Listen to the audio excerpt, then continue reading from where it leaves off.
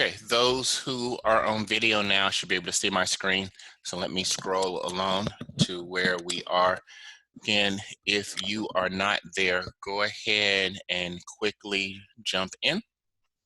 This passage, and again, we continue to work with a different commentary. The commentary I'm using now is, again, called the Gospel of John, is the Catholic commentary on sacred scripture. So that will be our assistant in walking through these things. So let me give you some background from that commentary.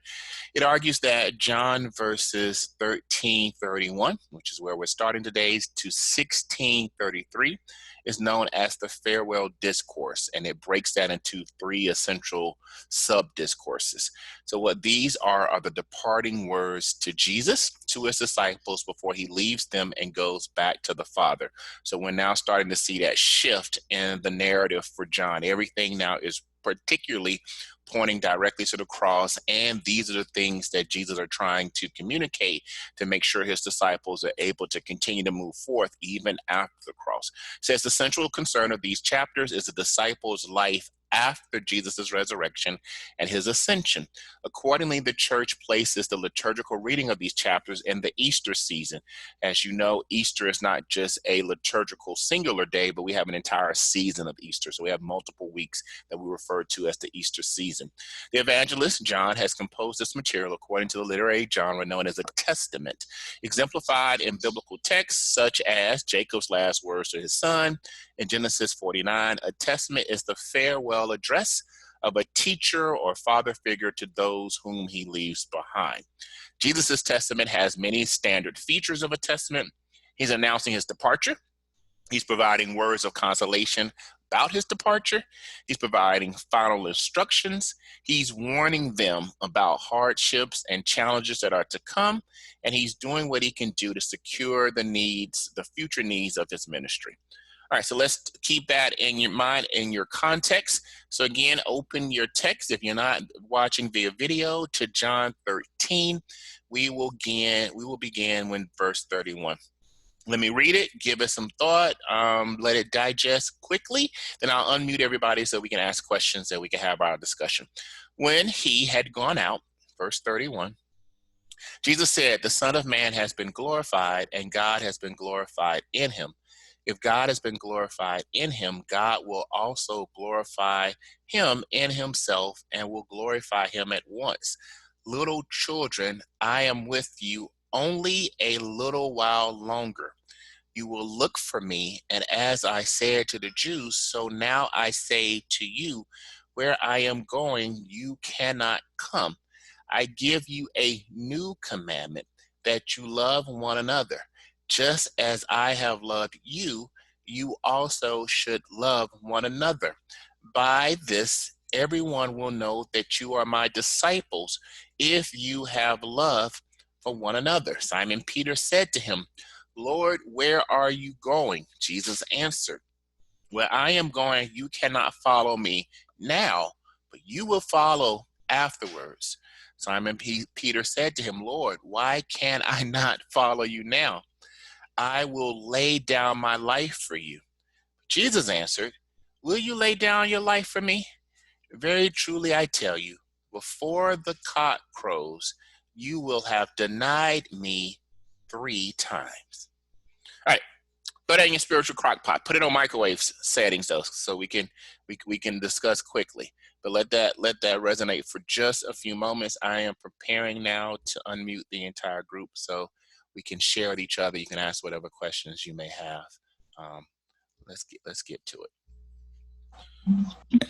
Everybody's free. So if you have a lot of background noise, you can still mute yourself, but we're all free to interact with each other. All right, first thoughts. You've heard this text a lot of times, and we're hearing it fresh and new in the midst of this season, in the midst of these circumstances. What stands out at you? If anything stands out at you. He looked to the disciples like little children. He's trying to teach them something. Okay. What does he want to teach them? That they need to spread his gospel, spread his word, telling the people to love each other. Okay. I thought I heard maybe Brother Jesse. I'm trying to make sure I hear voices clearly. Yeah, you hear me clearly. Okay. I think he's saying the most essential thing is love, Okay. hating one another and caring for one another. And that's what I think he's saying. That's the essence of this piece. It's just love. Like I have loved you, like I have loved you like my children, and I love you as my disciples, is all about love. Good. Good. So not only is this the essence of this particular text, right? You can argue that this may be the essence of our Christian journey, right? That we are living witnesses and living examples of love. Where Jesus ramps it up a little bit, right, is the stretch or the distance to which he is willing to go to demonstrate his love, right? In too many instances, we may have some love limitations. I will love you to point X. And then at that point, yeah, you kind of own your own when it comes to love. But what Jesus is saying, I'm going to love you all the way. Like God is being glorified. This is what's going to happen, right? And so that should push us and challenge us that we should be loving, with everything that we possible have, and not a Hallmark-y type love, right? But a true love, a love to where we're willing to give, whatever it is that we have. All right, good. So it's a good point. So he's talking about this notion of love. What else? Well, the point that I hear is that Peter responds that he will give his life for Christ, and the response is, and so many of us are willing to say, "Oh, I'm going to do it. I'm going to do it. I'm going to do it." Who says I'm not going to do it? And then he just says, "By the time the rooster crows 3 times, you would have denied. You would have denied me 3 times." And we are often saying that what we will do, but what we actually do is far short from what we say we will do. So it's sure that we are not ready to go where he is, because we are not willing to make those sacrifices that he has made, or made his point clearly until his life is for us. Okay. I have a question actually. Yes. What this true love is about? What this love is about?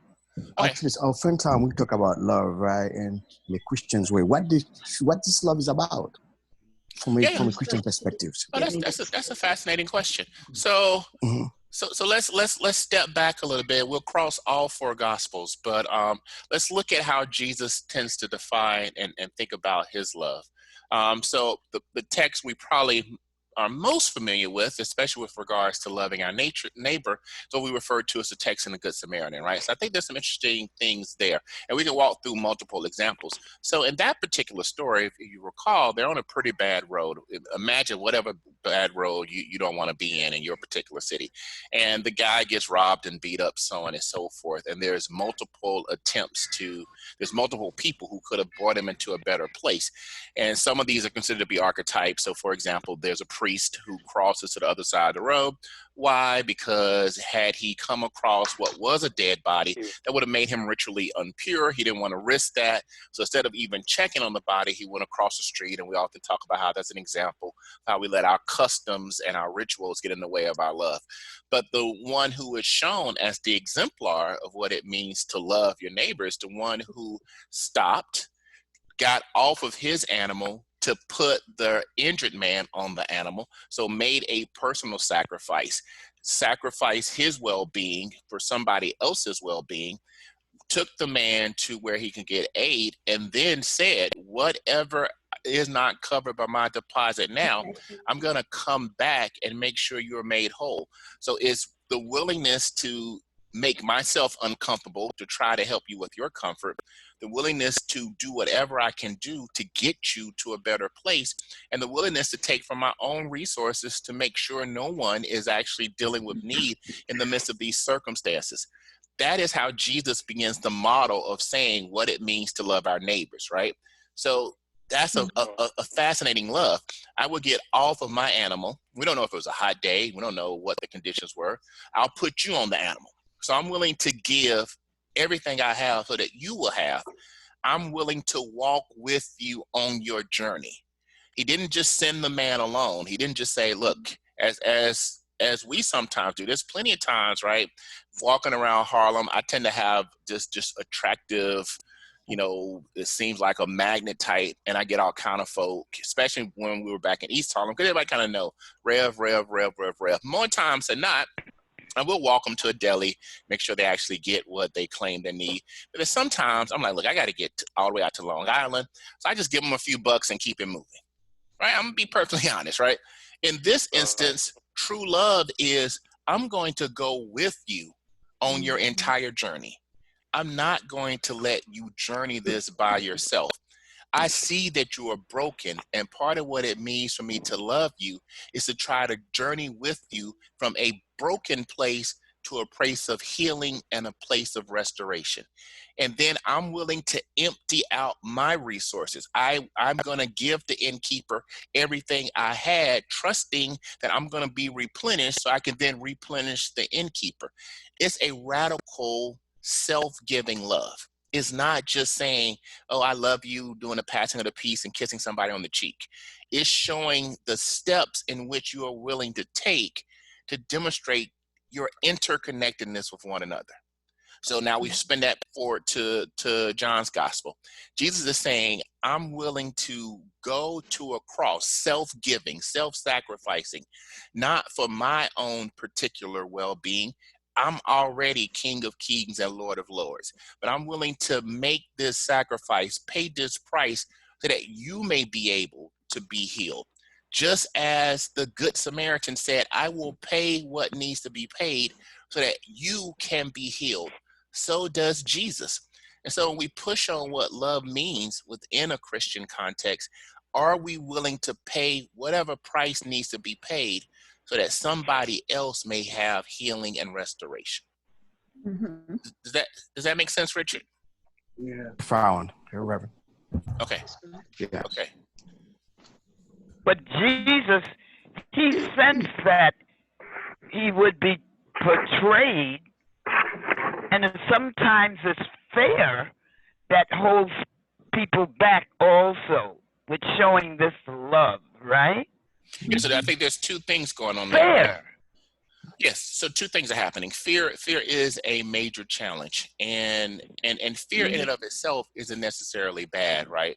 Like the notion of being fearful so you don't put your hand on a burning eye isn't a bad thing, right? So in that case, there are certain things about fear that's a natural response that allows us to do certain things.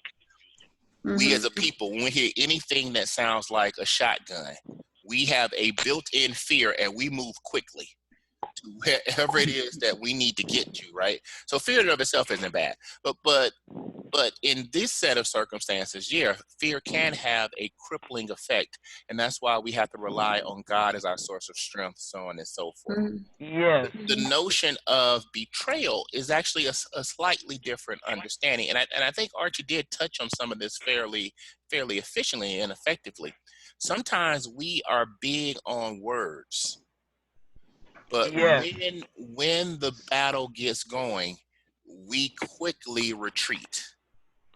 Right? There's a whole lot of folk who are, and think about time on the playground. There's a whole lot of folk that had a whole lot to say until school was over, and now it was time to back those words up.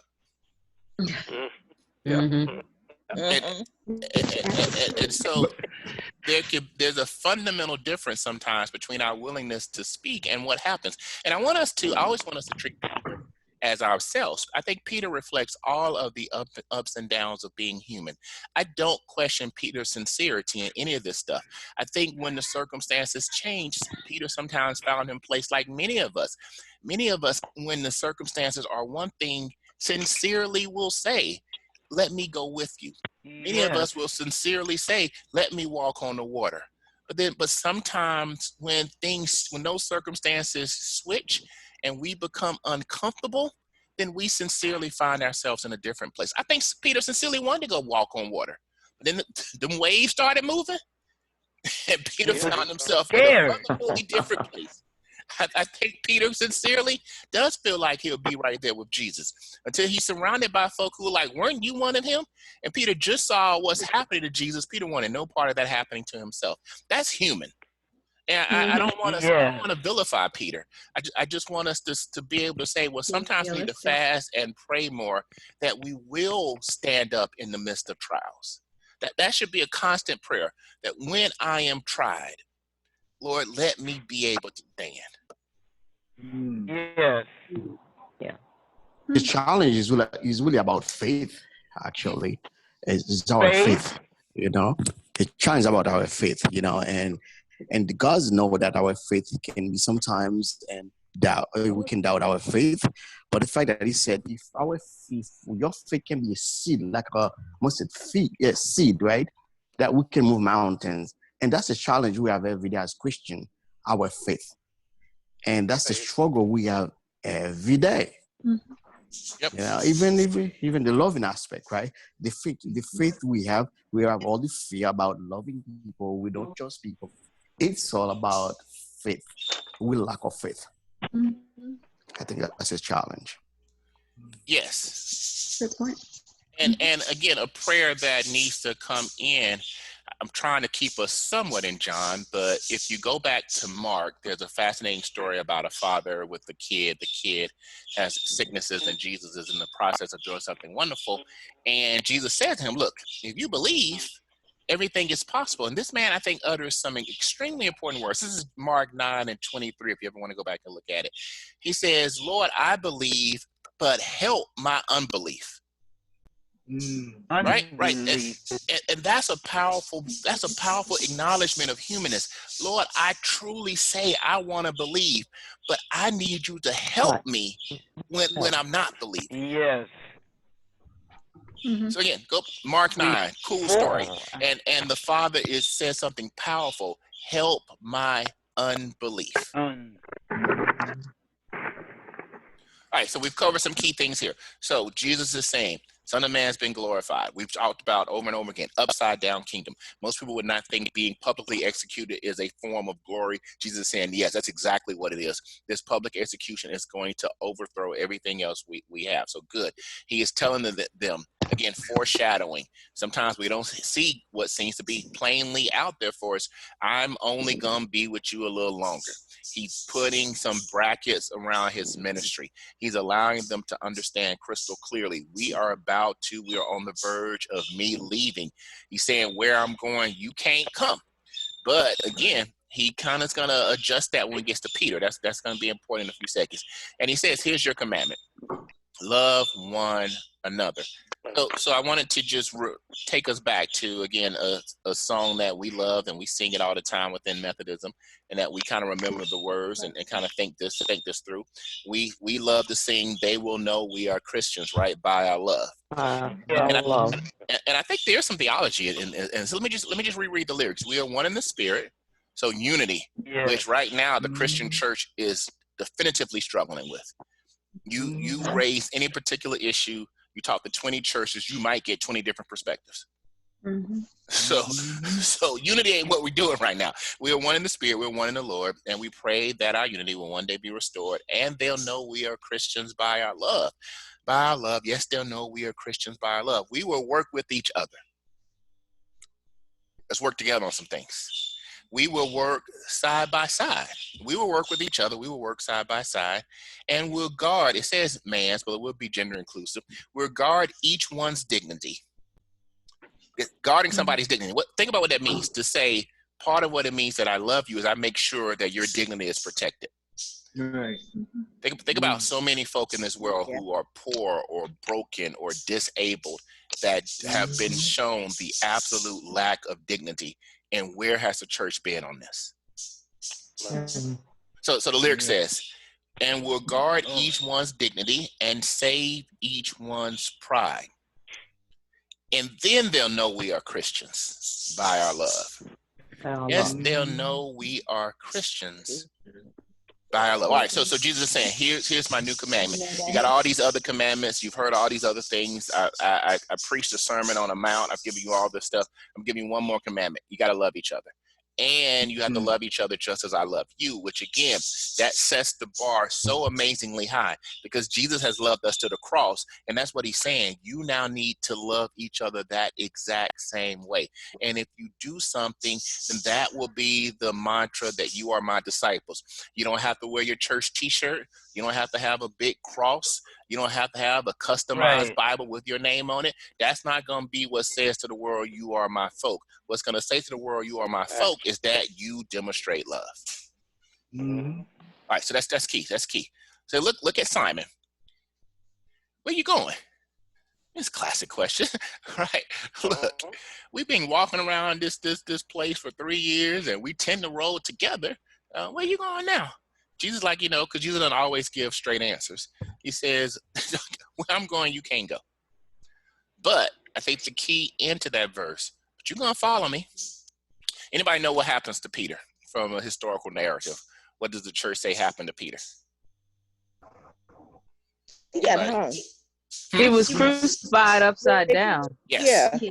Crucified. And not only crucified, kind of they flipped him, right? Which I have no idea the physiology of that. I have no idea if that makes it worse or not, but it's not a good thing.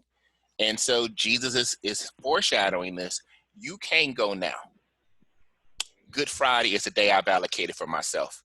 But don't worry, you're going to get there eventually. I think they hung him upside down because the fact that he denied that he knew Christ. And that was his punishment for denying. I don't remember that. I don't know. I had to take you on that. So Peter's I crucifixion. that whole upside down thing. Say that again. Yeah, it was upside down. Yeah. Remember that? Where is that in the Bible? Oh, it's not in the not. text. It's not in the text. It's not. But yeah. No. It's not? No, the crucifixion of Peter is not in the text. No. No. It comes from like historical writings about what happened next. So there's a lot of what we interpret about what we understand about Jesus, and a lot of the academic work that justifies Jesus was done by a Jewish scholar named Josephus. So it's like Joseph, and you add a U.S. at the end of it. And so he's chronicled a lot of Jewish history, which then for us becomes Christian history. He's the one that speaks most about there was a prophet from Nazareth. So he provides kind of the academic support for the life and ministry of Jesus. And in addition to that work, there were other biblical scholars that have kind of chronicled what happened to the disciples. Is all that stuff in one particular book? I don't think so. I think it's all like prophesized, and the people that were doing the writing after these people have died, they had to add something to it. When I'm writing down in my notes to see if there's a singular source, I can't think of one, but I'm putting in my notes to see about what I can find, and what I can find I'll share with the group. Okay, Because thank you. it was on Saturday. They showed that program. I think the whole weekend. The they history showed of something. Christianity was on what? PBS or something like that, Henry? No, last Saturday Yeah, I know. I saw it on the TV. Yes. Yeah, and they talked about that. Yes, about Peter being crucified head down. So I'll check that out as well. I'll check out and find some sources. The Sight and Sound? Sight and Sound, right. That was part of the performance. And they said why he was crucified with his head down. But I didn't pay much attention to it. I don't remember them saying why, but they did mention it. I don't remember either, but I remember seeing it. Then they did another one. They did another one on a different day. Jesus Christ Superstar? One of the channels did a history of Christianity like for several hours. It was probably the History Channel. So let me do a deep dive in that, and I'll try to circle back. But again, there's two key things on this Peter story. Archie's highlighted one, how people can say one thing and very quickly. They go in a slightly Another. different direction. I would, as for those who are just dropping in, I don't always have a clear detachment between contemporary politics and the historical scriptures. And so what I would argue is, if you look back 3 years ago, a whole lot of folks said they were going to do one thing, got in them voting booths and did something completely different. Mm. So And when go ahead, Ms. Anna. and when he was denying he knew Jesus, a lady said, "I saw him with Correct. Jesus." Correct. And which made Peter very unhappy. But you know, we'll actually get to that. So hold tight. We can do a little bit more in-depth thinking about that. But yes, what we're foreshadowing is people may say one thing and then quickly say another. We like to draw the Palm Sunday to Good Friday comparisons, which may or may not be completely fair. But we often say the same ones that were saying Hosanna, you know, a few days later we're saying crucify him. Crucify. Right. So I don't know if it literally was the same people, but different crowds were saying different things pretty quickly. So, all right, on to 14. I'll pause for a hot second. Any other comments or thoughts as we wrap 13? Now I'm going to mute the crowd in a second, and so everybody can hear me as I read, and onward we'll go. He's gonna go. He'll do it.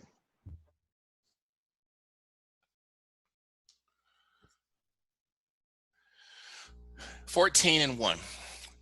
Do not let your hearts be troubled. Believe in God, believe also in me. In my Father's house there are many dwelling places. If it were not so, would I have told you that I go to prepare a place for you? And if I go to prepare a place for you, I will come again and will take you to myself, so that where I am, there you may be also. And you know the way to the place where I am going. Thomas said to him, Lord, we do not know where you are going. How can we know the way? Jesus said to him, I am the way and the truth and the life. No one comes to the Father except through me. If you know me, you will know my Father also. From now on, you do know him and have seen him. Okay. Reflect on that for just a few moments. I want to separately discuss Peter's next statement. Philip's next statement. All right, you've reflected. Let's take questions and comments. All right, everybody's back in. All right, thoughts. Where you normally hear this passage? It's not necessarily the best circumstances, but where do you hear this passage a lot? Funerals. Yeah. Funerals. Right. Funerals, right. Right. So we hear this all the time. Because it begins, do not let your hearts be troubled. Under those circumstances, almost everyone has troubled hearts, right? So it starts off with the word of encouragement. All right, so don't let your hearts be troubled. I don't know if they fully understand what's about to happen and why their hearts shouldn't be troubled. So I think he's just kind of providing a much broader notion that we're about to have something major. You're about to be, and this I think speaks a lot to where we find ourselves now. Death is around the corner. I think there's a sense of. Oh, sorry. Go ahead. No. Go ahead, Richard. There's a sense of assurance, and this as Christian, right? Yes. Our Christian journey sometimes can be challenging, but Jesus assured us, despite what's going on, that I'm going to take care of you. Mm-hmm. And people looking at heaven like something that on the air, but he tells you, listen to this, don't worry, don't be troubled, I'll be there with you. And you see in a lot of funerals that we have, people kind of feel sad, but they don't grab these things that I'm gonna take care of you, I love you if you believe on me. And you maybe that's a normal thing to feel sad, but you know what, I love you, I will take care of you. That's a challenge every day. That's why we cannot deal with it. And even God, even Jesus leave this to us, but it's hard. to practice this. And we and I always believe that as we go into this crisis right now, where is our faith in this point? Mm-hmm. Do we believe that God will take care of you and every day? And that's that's what I think. No, that's good insight. And so let me just provide a slight expansion. I think everything you said is on point, but I think it's not only speaking to us who are here, it's providing some comfort about those who have gone. Right. Exactly. So I'm not only going to take care of you, but you don't have to worry about if the person was my disciple. Now, this gets a little interesting sometimes when you're leading funerals and you have no clue which way this might go. But if the person was my child, I have a place for them. In traditional Judaism, you would build your place, and as the family extended, you want to be able to have the ability to extend the mansion, or we use mansion in King James, I think, but the dwelling place. And so the way it would work, and if you ever go back and visit Israel, you can see some of the relics of some of the houses and how you can see where a house may have started and it gets expanded and expanded and expanded as the family expands. And so that's an analogy that most Jews would have completely understood, that my house is structured to the point of where I can keep adding on. And so don't worry about where you're going to be able to stay in the next place. You're going to stay in my house, and my house has the capacity to keep building and building and building and building. And that was a classic way of Jewish life, is that what we refer to now as like an in-law room or in-law addition to the house. The house in and of itself was a combination of in-law additions. So I have a place for you. So it's simultaneously designed to kind of encourage them. Yes, we are on the way towards death.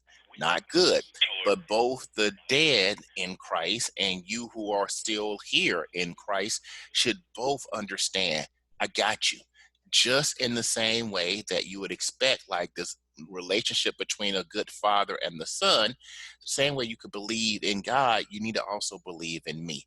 And that in our house, the many dwelling places, I got more than ample room for all of you. And then to Richard's point, the promise, I'm going for a particular reason, and it's going to set me up to come and get you. And furthermore, it's going to vanquish death. In many societies, right, the end was death was it. Jesus is saying, no, death is not it. I have the power to say that death won't have the last saying. And that's what we saw last weekend, right, as we celebrated that death was defeated because Jesus comes back. And unlike Lazarus, who we assume is going to die again, Jesus comes back having defeated death. All right, Thomas, who's a fascinating character. We hear a decent bit from Thomas. Thomas is like, look, this is all still kind of fuzzy. I mean, I hear what you're saying. I think I understand what's going on here, but no, I actually don't know where I'm going. like you said, I know where I'm going. Let me raise my hand. I'm not even ashamed to be like this. I don't know where I'm going. Right? A lot of folk who, they don't want to be ashamed. They want to hide their uncertainty. So they're like, well, let me just ask somebody after class, or let me just try to figure this out. Thomas is like, no. I need this thing to be clear. Where you going? Like, how are we going to know there? And Jesus has one of the most definitive statements in all of John. I'm the way. Me. I'm the truth. Me. I'm life. You can't get there except go through me. But the cool thing about this is you've now seen me in the Father. So you do have the path. And so as we are in this Easter season, I think that's significant for us to remember. No matter how bad things may be, and things are getting bad all over the world, we still place our trust and our belief in Christ. Okay. All right. Anything else? Then we'll jump down to Philip's question. Well, I see another point. Yep. When you say no one, even though Jesus is dying, is saying he's dying, And there's some of us that says, you know, I wanted to join your way, Christ, but I was reluctant to doing it for whatever reason. Can't you give me another chance? But Christ is saying, I'm going now. And so the plea for more time, Christ's response is, don't worry about my physically going, because my words and my deeds while I was here goes beyond my leaving earth. So just follow those ways and you will see me, or you will be with me. Yeah, I think I follow you, Archie. Can I add something to that? Wait, at the first point. All right, so I'm reflecting on it. Okay, you know what I'm saying is that there seems to be someone in the audience, but that's pleading for Christ not to leave now, because I want to show you that I'm worthy of being with you. And Christ is saying, what I have done while I was on earth is a roadmap for what you should do to go where I am. So don't fear my physical death today, because you can look back and reflect. And hopefully there are people in Acts or whatever that's going to write that story, so we can know that even though Christ is physically not here, the spirit that he gave while he was on earth is a roadmap for how we get to where he is. Yeah, I get it. And I think the back end seems perfectly aligned with the text. I'm not sure in this particular text if there's anybody pleading for him not to go. I think we have seen those in other texts and other chapters. But once you move off of that point, I think the rest of it does make perfect sense, right? The template has been established. The model has been prepared. You simply need to follow the recipe. And the recipe is tied to belief, and it's tied to faith, and it's tied to accepting that Jesus is the way, the truth, and the life. So I think all of that seems to make sense to me. Jesse, Can I add one on? thought? Yes. I think it's tied to being able to love the same way that Jesus loved. That's the way. Yeah. So we right. So we laid out the love path, right? I think correct. So again, the recipe's out there. You need to be like me, which is not easy, but there is a challenge, right? Again, disciples essentially comes from the Greek word to imitate. So when we claim to be disciples, we should be imitating the teacher, rabbi. We often see Jesus referred to as rabbi. That's teacher and so yes, the things that Jesus do are the things that we should be doing. It should go beyond asking what would Jesus do, which I don't know if that trend is popular anymore as it used to. It should be about actually doing the things that Jesus did. Dealing with it's not so much belief as practice. Correct. Now you would argue though, right? In your sermons. Go ahead. Go ahead, Miss Anna. In your sermons, praise the Lord, you've been preaching and telling us this, and Christ too, but we have not been listening. Yeah. I've been on fire. Did y'all You hear me have been on Good doing Friday? it. Sunday after Sunday, you've been doing it to get us prepared. Christ said it. Right. But all jokes aside, right? It centers though on not only having the right intellectual assent, but I think James, when James is making an article that faith without works is dead, he argues it's not just intellectual belief. Even the demons believe, right? But intellectual belief isn't all that it is. I would add on to Arthur's work that the action of doing needs to be connected to believing, right? Believing provides the intellectual resources that you didn't use to do. Right, so I don't want to detach the two. I want to say belief is a starting point that then informs why we do. Yes. Why do we try to fight mass incarceration because we believe in a God that says he came to proclaim release, right? Why do we want to make sure there's food security? Because we believe in a God that took a little boy's lunch and fed everybody. So Yes. our doing, our praxis should come directly from the model that has been taught to us and that we believe in. I'm going to need juice, but I want to send you stuff for just one thing. All right. You gonna put this out there? Yeah, please. Mute it. Yeah, somebody could just mute themselves. Hello. Reverend Hayes, can I hear you? Hello. Yes. What? Hold on, let's go. I'm about to say something. Sure. I think, and that passage, one other thing I was thinking about passing is God who thinks that we're going to be in trouble. He's trying to tell us stay calm and be at ease. And I think, he knows that we're going to be in trouble. We're going to actually be, there's a lot of things going in our mind, as we're facing trial and tribulations. But he's trying to tell us, you know what? Stay calm. Be at ease because my Father is there for you. And I think that's something that, I was thinking about.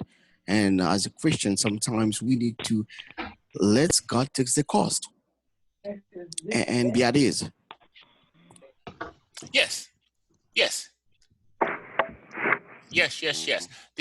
only thing I want to add to that is I think there's a difference between you can be an agitator and still do so from a place of ease, right?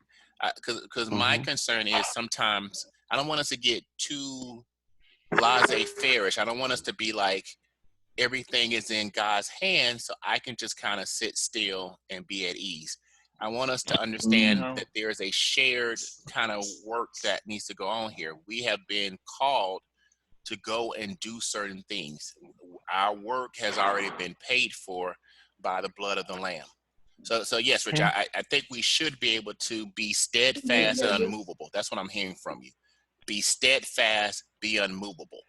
But in our steadfastness and our unmovability, we do still need to do God's will and God's work.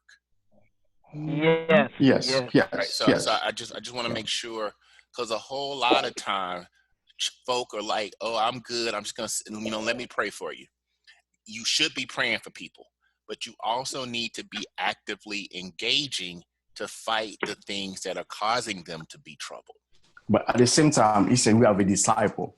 And when Correct. I say that, I know you are a disciple actually, to make sure that we encourage one another and proclaim the good news. Correct. Okay. And with the understanding that good news from some is probably really, really bad news for others. When you say, this is one of my favorites, right? Good news for the poor, which is how Jesus defines his ministry, is bad news for those who are exploiting poverty.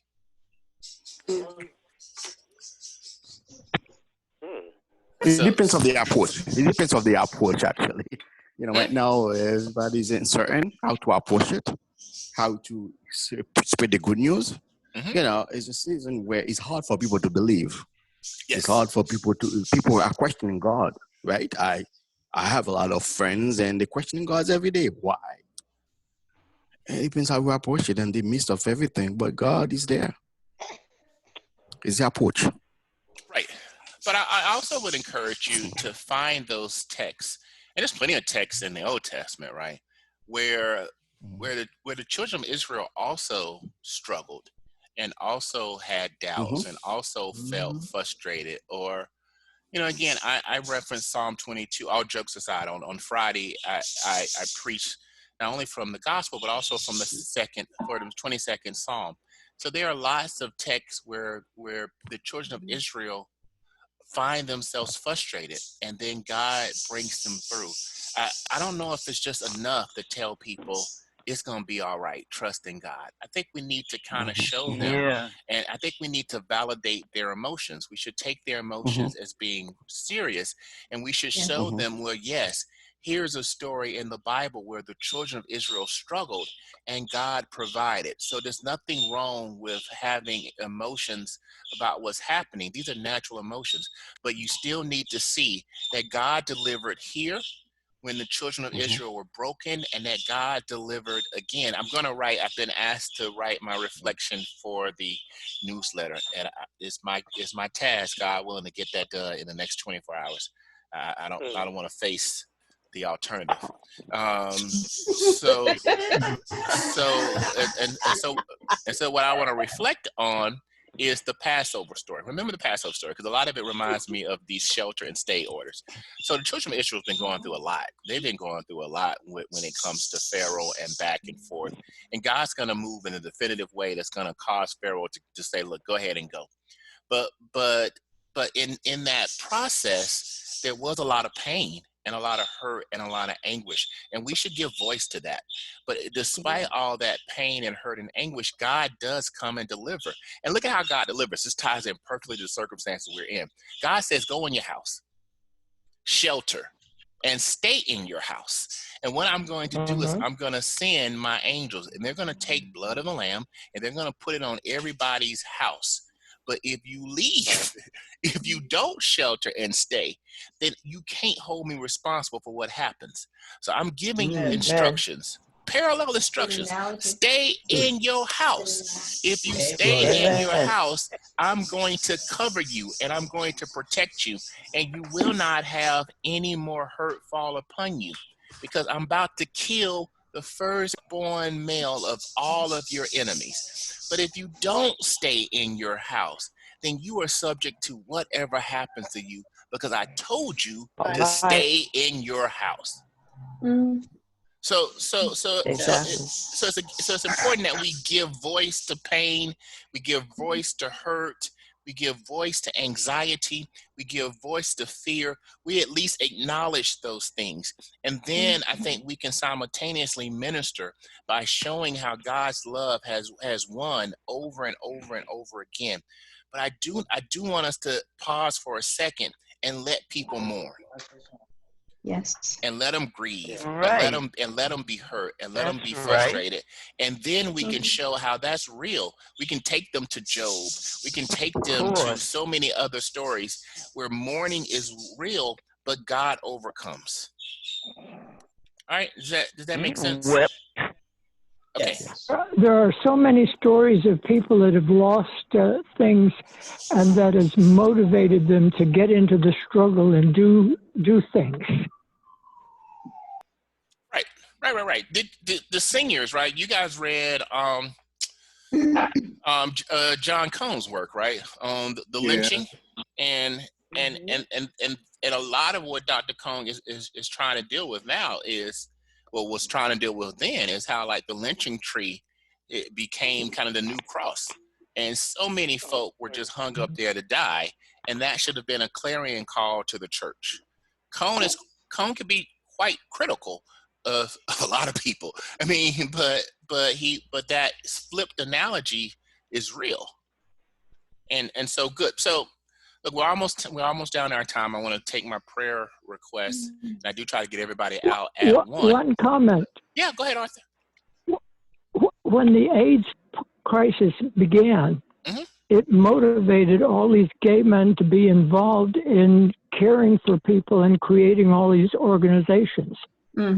So that's an example. But then the question lies, Arthur, is will the church be motivated now to fight some of the issues that have led to so many deaths in our community? Like I still watch, even though we're in Durham, I still watch New York One every morning.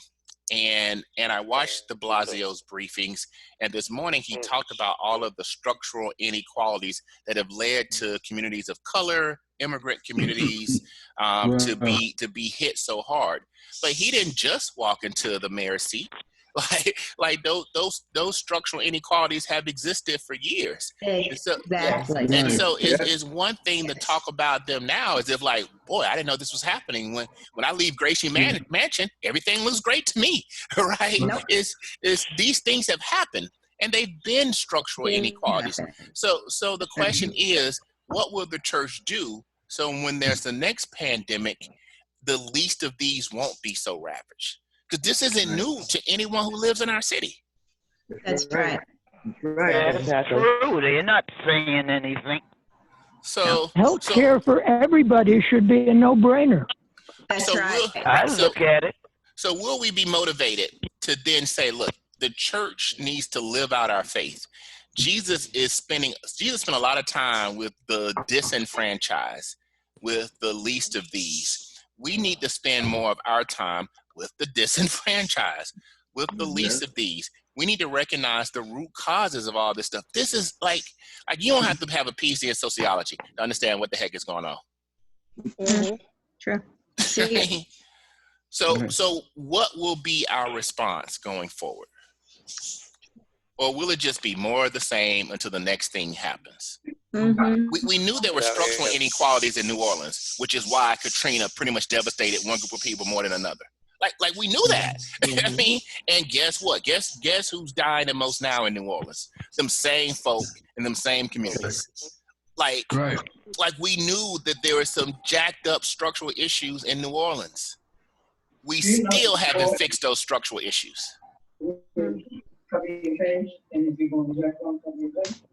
So, all right, let me put a pen. I have my pen here. I'm ready to write down notes. So, how's everybody doing? What are our prayer requests? I do have a praise report. I don't know if the valves are on. If you're on, say hello. I know Rev, I just want to share something. Sure, go ahead, Richard.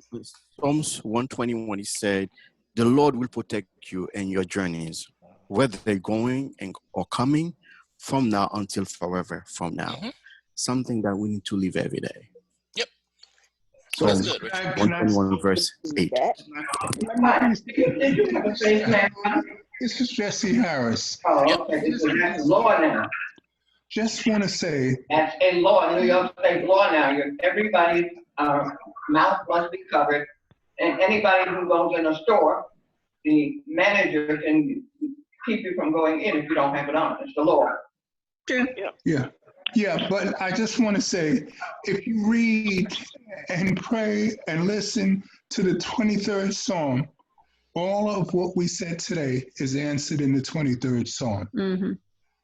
All of what we say, all of talking about how when Christ leaves, how do you go to him? How do you get to him? That's all in the 23rd Psalm. Read it and think about it. The Lord is saying, he leadeth me to the path of righteousness. Someone is talking to you about being righteous and loving. And you go beyond that.